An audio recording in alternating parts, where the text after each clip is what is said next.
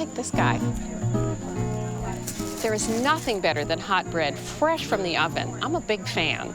And because bread is the foundation of the easiest meal to make, I'm devoting the whole show to sandwiches. Okay, then we're off to Savannah. You see the color? Yeah, it's beautiful. We're topping a scrumptious burger with Georgia peach chutney made with local honey and some extra special guests. We may have pushed it a little bit, cooking with honey next to the beehive. Back in my kitchen, given the popularity of hot dogs and sauerkraut, I thought I'd put a twist on it and combine kielbasa and kimchi. This is a manly sandwich. It's really good. America's favorite sandwiches. Today on Sarah's Weeknight Meals. There are almost as many kinds of American sandwiches as there are Americans. Take these mashups. A New Orleans po' boy with a Mexican twist. To make our carnitas, we start off with Boston pork butts, beer, and some soda. Spices, our seasoning, we put real oranges in there, and then it comes out really nice and flavorful. I like how versatile it is. It's just like anyone can do it. You can't mess up a po' boy. I'm Scott Brooks. David's my identical twin brother, and we're equal partners in Brooks Sandwich House. One of our specialty sandwiches, especially in the morning, is called liver mush. It's a mixture of cornmeal, pork liver, and spices. It is so good. But you really need to try a liver mush sandwich with our signature chili on it. It's to die for, man.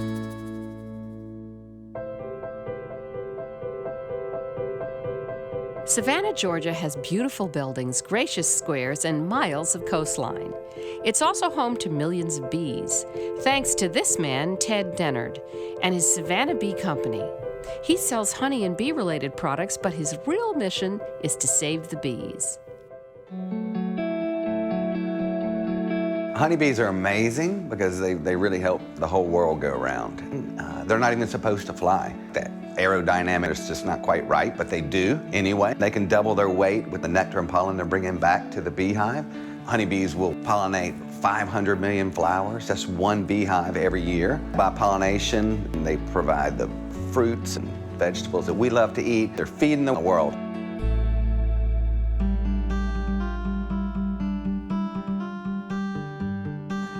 So when I was a 13, 14-year-old boy, there was an old man that put bees on property that my father owned. So on the weekends, I would go work with old Roy and introduce me to honeybees.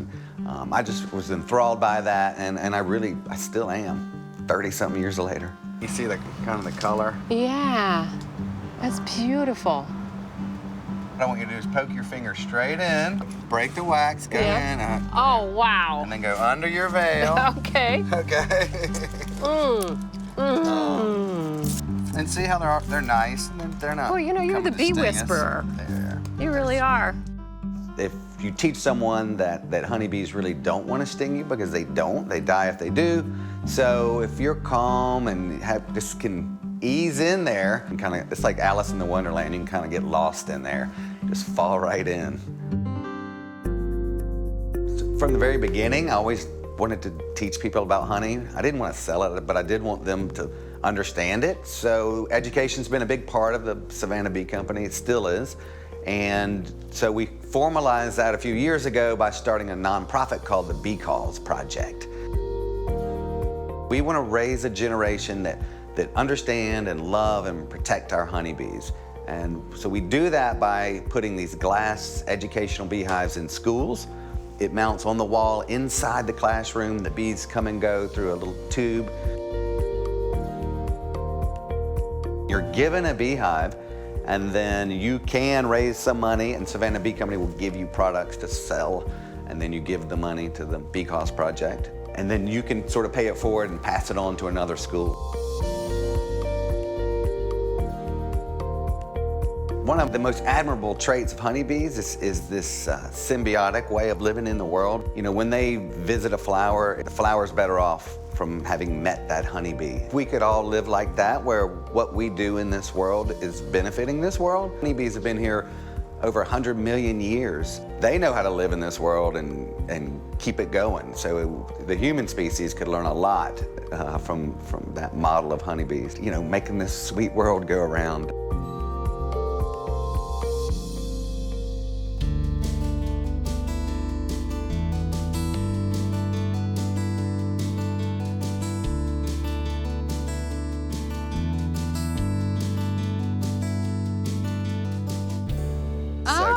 Okay, then. Be calm, All right. and they'll be just fine. Well, just tell me quickly about bee etiquette. I mean, you know, how do we, First, just have a little calm demeanor, and realize that they don't want to sting you because they die if they do sting. So don't flap them. If they bounce off of you, just let them keep flying. Okay, so we're going to be making a recipe that your folks gave me from the Savannah Bee Company for a honey peach chutney on burgers. Who knew? So we have equal parts. It's a half a cup. We've got a nice skillet going here, and we're going to put bacon and cheese on the burgers with the peach chutney. Yeah, it sounds good. It's going to be delicious. Yeah, it sounded wonderful. And so we're going to put in, you want to dump in the brown sugar? We've got a half a cup each of brown sugar. So go ahead, just go dump away. All right, just there in case. we go. And there goes our cider vinegar. And then you're going to measure a half a cup of honey. And this is rosemary honey. Oh, wow, I want to smell it. So it's made from the nectar of the rosemary flowers. So that is doesn't delicious. Smell or taste like rosemary, but it's real herbaceous. Yes. Do we want to oil that first? That's what we're going to do. So, right, that's a nice little trick. So you'd sort of just oil the sides and just the whole thing, really. Just wipe oil in there. Then you pour the honey in. Right. It comes right out. Boy, So that's the way that is just to thick, kind of beautiful maximize. stuff. It really is. I tell you, the earthy, herby taste and the fragrance of it kind of, I don't know, expands a little bit with the heat and the cooking. So it's really been great We're gonna for start, grilling. Yeah, perfect. All right, perfect. so Look at that, how beautifully that comes out. one lifetime's work of a honeybee is just 1/12 of a teaspoon. You just don't want to waste it. I mean, Sarah, close mouth. Oh my God. All right, we need to do chop while this comes up. So you're gonna dice this and grate a tablespoon of the ginger, and then I'm gonna mince the jalapeno and mince the garlic. I'll start with the garlic.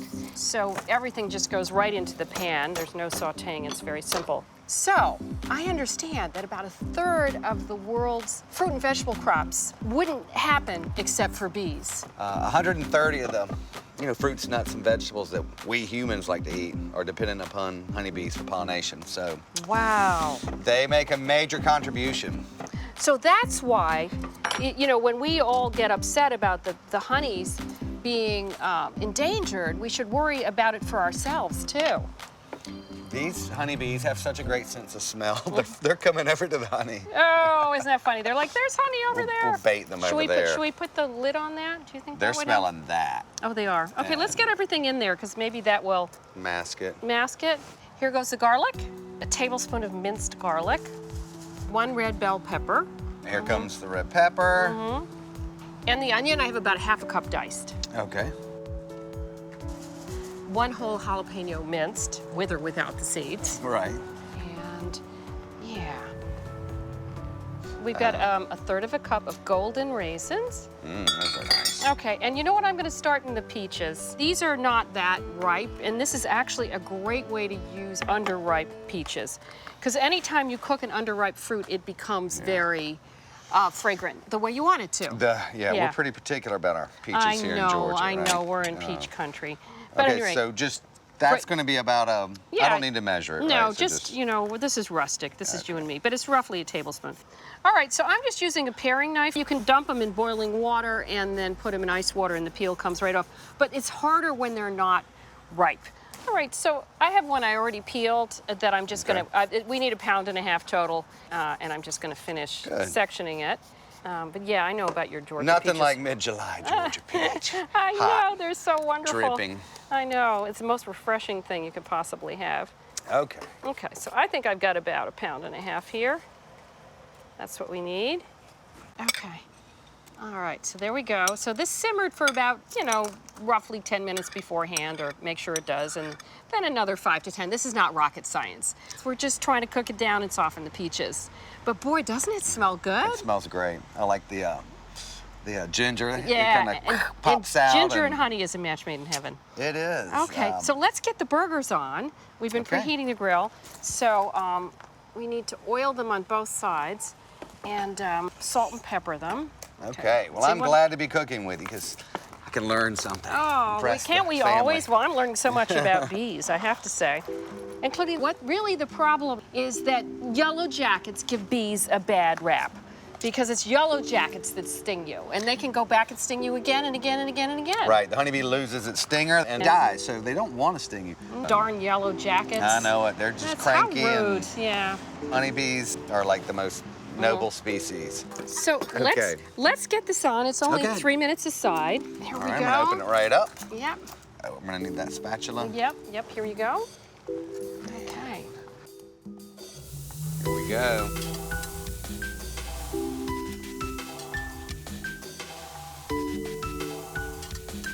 All right, shut this up.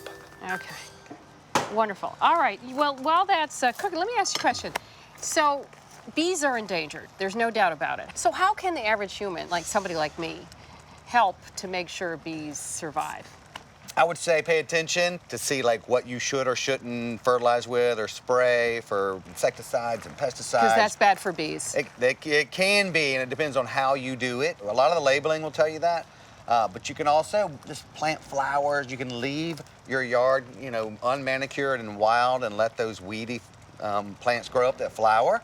And all those different pollens from the different species of flowers will help the bee population. Okay, good to know. Well, let's get set up for our assembly while the burgers cook. What do you think? Okay.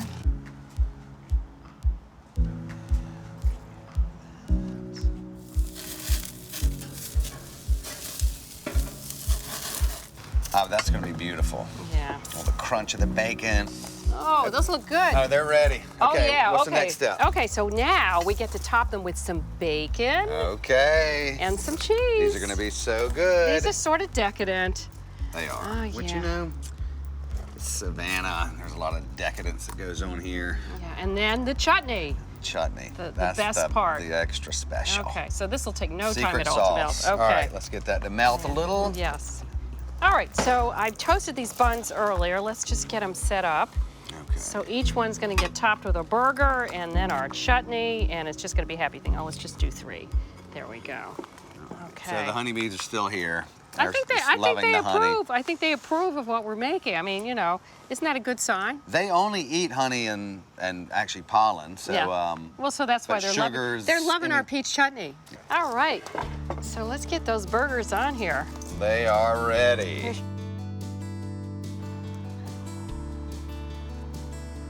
Okay. Perfect. All right. So now the pièce de résistance, the peach chutney. Okay. Here we The go. Lone Ranger over here. I'll help melt the rest of that Yeah. cheese on there.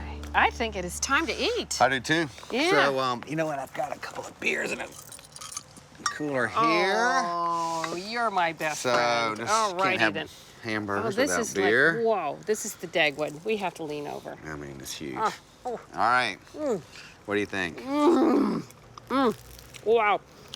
You know, I had my doubts about honey and burgers, but I don't anymore. This is pretty It fantastic. is delicious. We may have pushed it a little bit cooking with honey next to the beehives, but it's still fun, right? Hey, we're having a party. It's a bee party.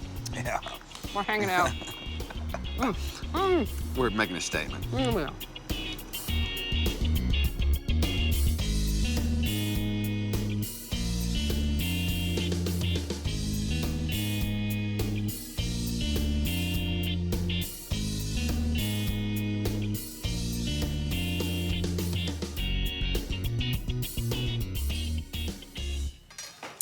You know, given the popularity of hot dogs and sauerkraut, I thought I'd put a twist on it and combine kielbasa and kimchi.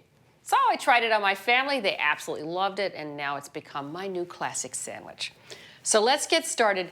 This is not a traditional kimchi, you know, the Korean pickle that takes days to make. This is my very quick kimchi.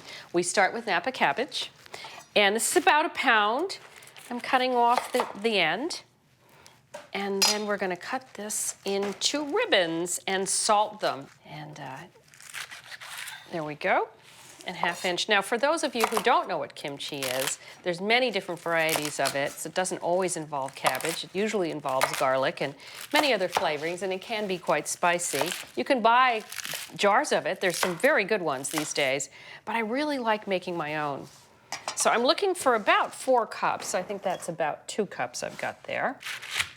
It does take about 2 hours to cure, but that's nothing compared to the many days that the real deal takes. Okay. So, like any other pickle, there's salt involved. We've got 1/3 cup of kosher salt here, and we just toss that in and stir it up, toss it around, and then you leave it for 2 hours. And let me show you what it looks like. You're just going to be astonished because, as we all know, salt pulls out liquid. So let me show you. See this? Isn't this extraordinary? It's just before and after. Okay, this is after 2 hours. There's a lot of liquid in the bottom. So what I'm going to do now is rinse this and get the excess salt out in cold water.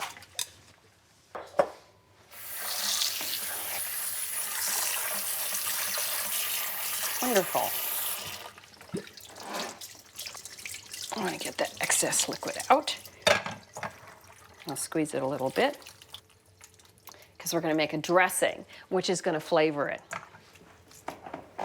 Okay, so there we go. Now, it's not traditional to heat the spices, but I'm going to. We need 1/3 cup of rice vinegar, and rice vinegar comes either seasoned or unseasoned. And when we say seasoned, what we mean is sugar and salt. But for our purposes today, we want the unseasoned without any of that. We're going to add our own sugar. We have 1 tablespoon here. Now we're going to add some paprika and cayenne. I like hot paprika. I'm just going to go for broke, but you could use smoked paprika. Why not? Sweet smoked, just plain sweet, your choice. I'm using hot. About 1 teaspoon and 1/4 teaspoon of cayenne. I'm going to heat this just until the sugar melts, and that won't take very long at all. I just need to bring it to a boil.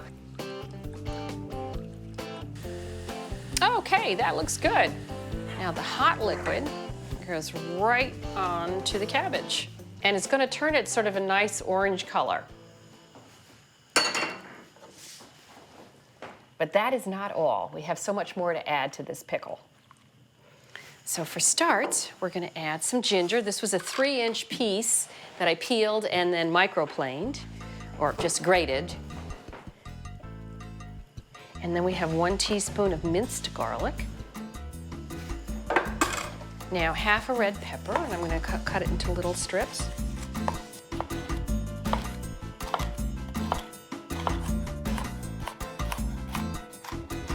So this is a very pretty pickle because we've got the little red bits in there. And 3 sliced scallions. Give it a nice little kick.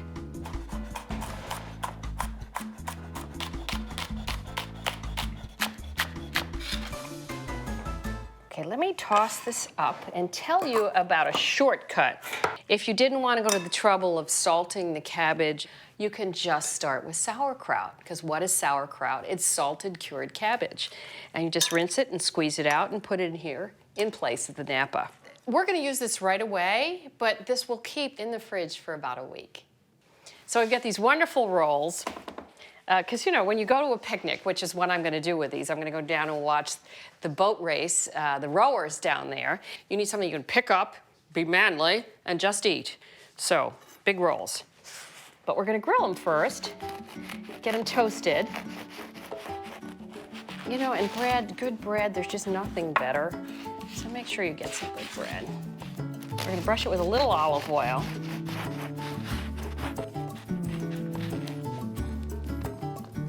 We're using olive oil. You could use vegetable oil.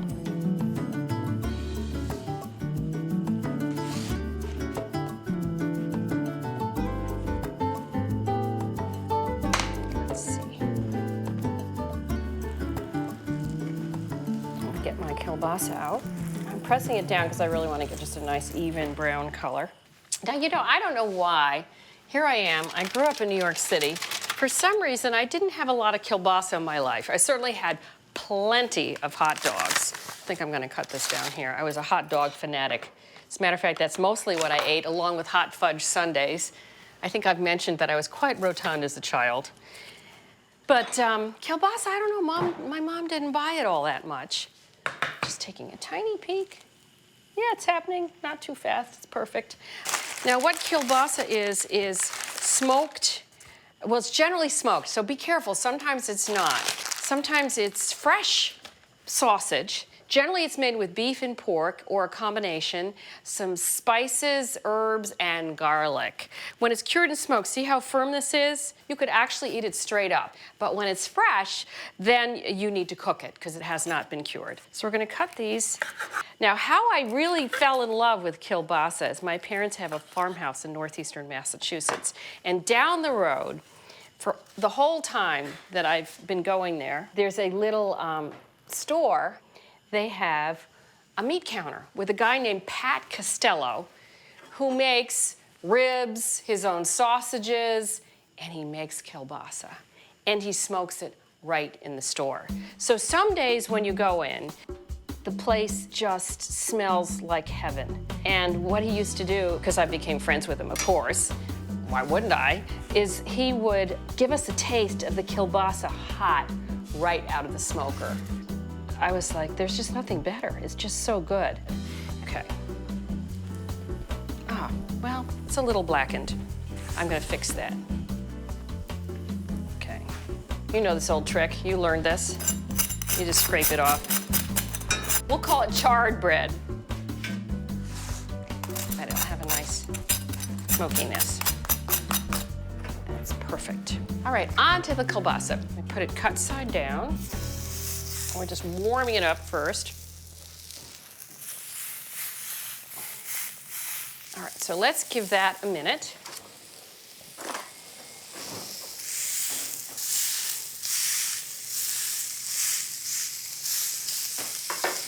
I'm gonna move these down because I'm gonna use this to help me to not only heat this up, but also when we get the cheese on, we're gonna melt it under this. We're pretending we have a grill with a lid. You could do this outside. It would be great on a grill. And here's our cheddar cheese. So just take a minute.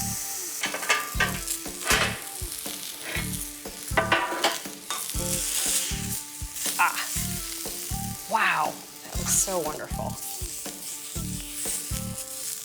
So, kimchi.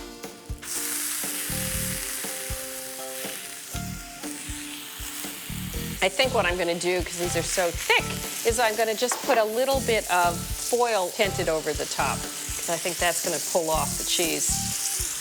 Don't we think a little more cheese? The more the merrier is what I say.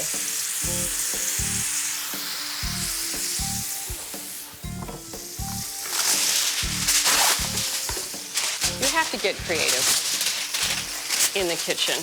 You don't always have every gadget you ever wanted. I'm gonna clear the decks down here. I'm gonna wrap up my sandwiches in just a minute because the race has probably already started without me, and I'm meeting my friend Jane down there. I got some cold beers and everything. Oh, this back guy is nicely melted.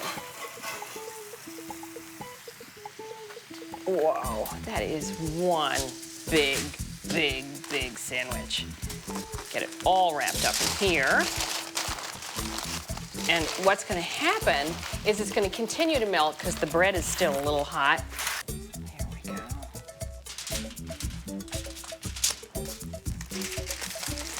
Oh boy, as I said, this is a manly sandwich. So I am gonna take these out to my friend Jane, who I'm meeting down there where we're gonna watch the races. She will be so pleased.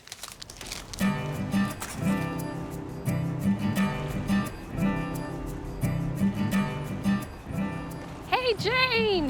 Did I miss anything? Ooh, I like the way you think. I brought us a picnic. Hey, great. What have I that's missed? beautiful. What a lovely basket. What you got in there? Well, let's see. The boats are coming and they're doing really well. Oh, thank you. Yum. It's kielbasa with perfect. kimchi and melted cheddar. See, it's warm. That? You know. Yeah, that looks great. Yeah. All right. Oh, you know, fun. You can take on like hot dog and sauerkraut. Right.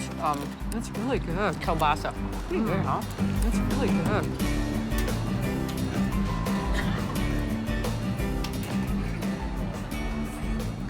So whether you're making this sandwich for a big game or just a box lunch or for a weeknight meal, your family and friends are gonna love you, right? Right. How good is yes, that sandwich? So good. It's so yummy. I'm Sara Moulton. See you next time for more of Sara's Weeknight Meals. Oh, look, there they go. Oh, yes, Ian! Jeez, I wish I had binoculars. We could really check it out. No, we should have brought I know. binoculars. I told them to look this way, but I don't think they can. No, I got Not focus. supposed to look. Look the focus. So good. Nice sandwich, huh? Interesting combo. Really good.